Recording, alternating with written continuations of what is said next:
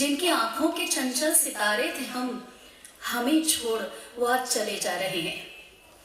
कभी किसी की न हो ऐसी किस्मत है अपनी, सुखी दिल सभी का भला मांगते हैं। हम तुम्हारे हैं तुमसे दुआ मांगते हैं, हम तुम्हारे हैं तुमसे दुआ मांगते हैं।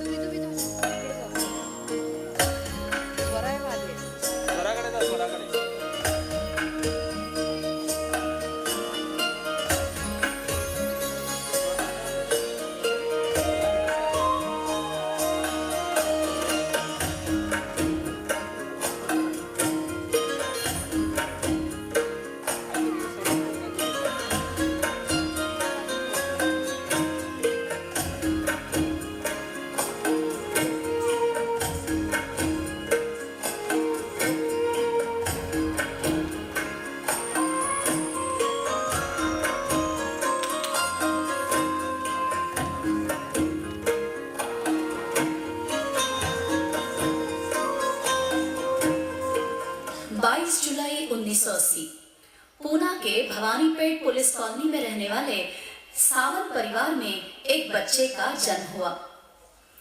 बच्चे का नामकरण किया गया गणेश। गणेश बड़े लाड प्यार से अपने परिवार में पल बढ़ रहा था, लेकिन जैसे जैसे गणेश की उम्र बढ़ने लगी, उसमें शारीरिक मानसिक रूप स्वभाव में कुछ अलग ही परिवर्तन दिखाई देने लगा। गणेश का व्यक्तित्व स्त्री स्वाभाविकता की चेतना का रूप दर्शाने लगा। पाठशाला में गणेश के स्त्री स्वरूप स्वभाव आचरण की कुचेष्टा होने लगी। यहाँ तक अपने खुद के घर परिवार ने भी गणेश के व्यक्तित्व के बदलाव को ठुकरा दिया। बालक गणेश समझ नहीं पा रहा था अपने आप को और घर परिवार समाज की निंदा, कुचेष्टा और घृणा को भी। गणेश असहाय दिन ब दिन टूट रहा था। परिवार समाज की भयंकर धिक्कार ने गणेश को घर छोड़ने पर मजबूर किया।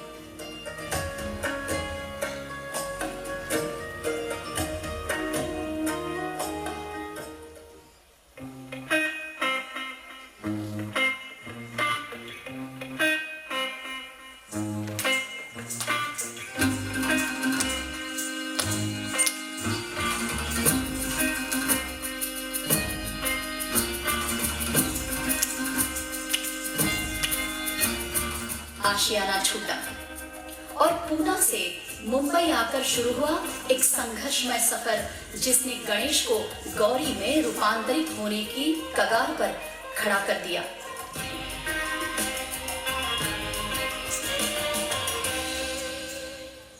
मुंबई में बालक किशोरावस्था तक की उम्र में गणेश की तृतीय पंथों के लोगों से मुलाकात हो गई। वह उनमें घुल मिल गया। अपने अस्तित्व की ललकार उसे सोचने समझने पर मजबूर करती थी।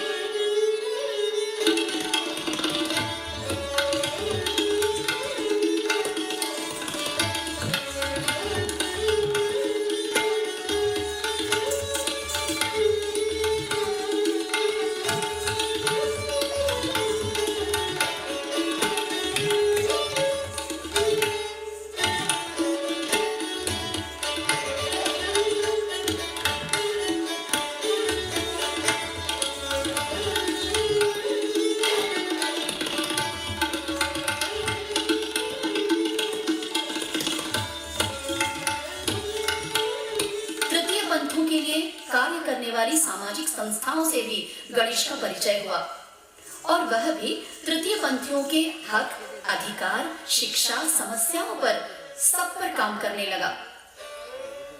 तृतीय पंथियों का काम करते हुए अनेकों कटुतापूर्ण अनुभवों ने गणेश को झुंझला दिया।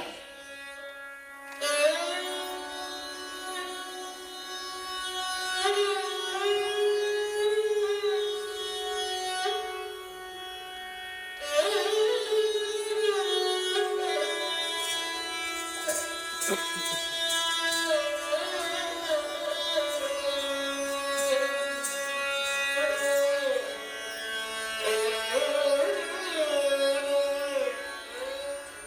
आप को सफेद पोश दिखाने वाले समाज ने हर तरह से गणेश का गैर इस्तेमाल करने की कोशिश की।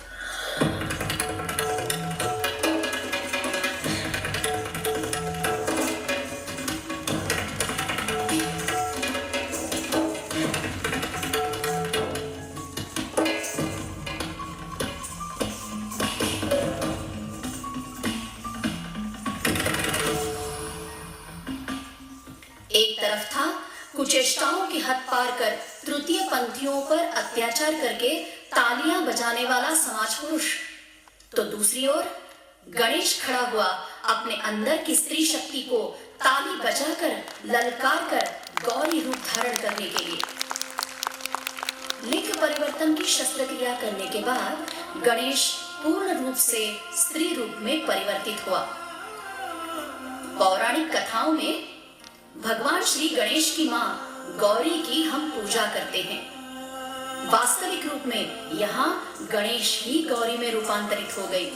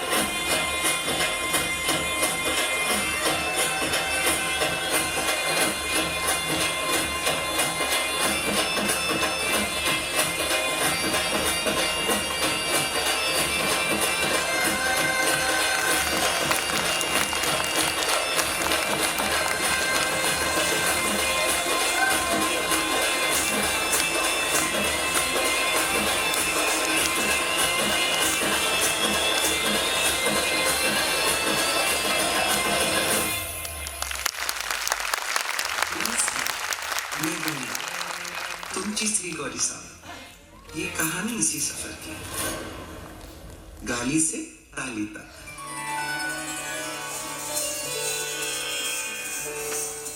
तृतीय पंथियों को समाज के मुख्य धारा में लाने के लिए उन्हें शिक्षा दिलाना जरूरी है, यह गौरी की दृढ़ धारणा थी। उसके अनुसार गौरी ने उनको प्राथमिक शिक्षा देने की शुरुआत की।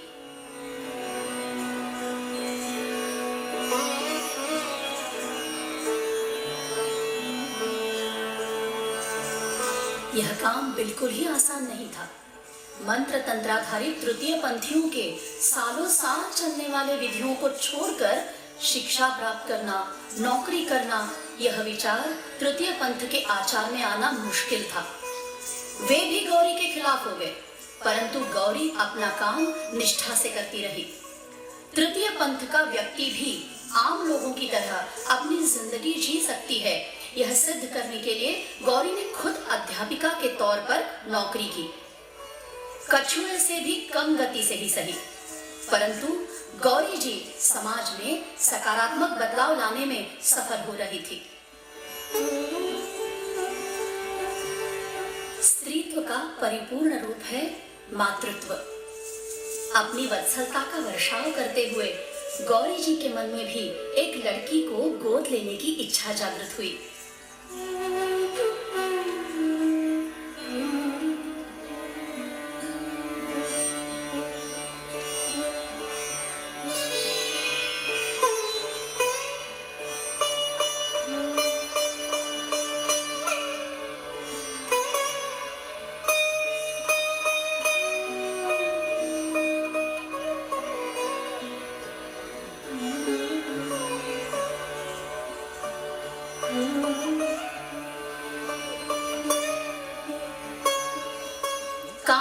प्रमाण पत्र के बिना यह संभव ही नहीं था।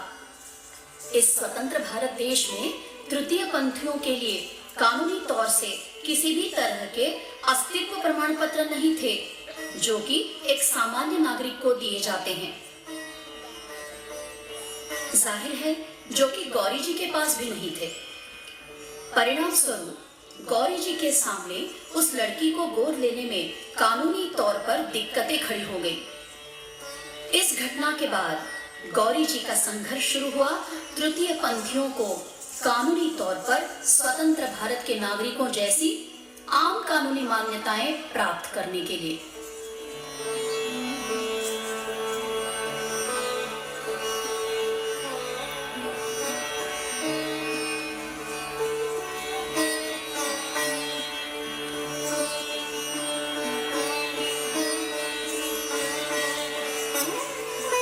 गौरी जी ने इस संघर्ष में सुप्रीम कोर्ट में पिटीशन दाखिल किया।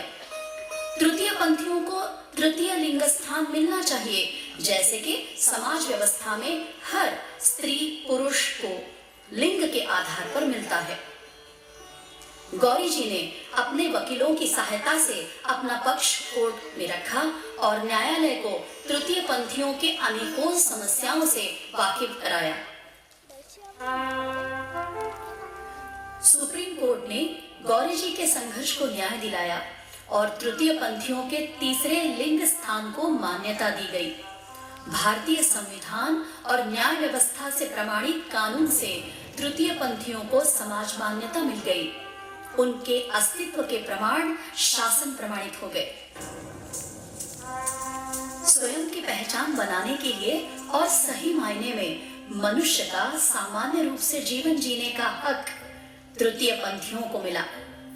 गौरी सावंत के असीम परिश्रम और मनुष्यता पर अखंड विश्वास के कारण गौरी जी के इस नारायणी शक्ति को हम अभिवादन करते हैं।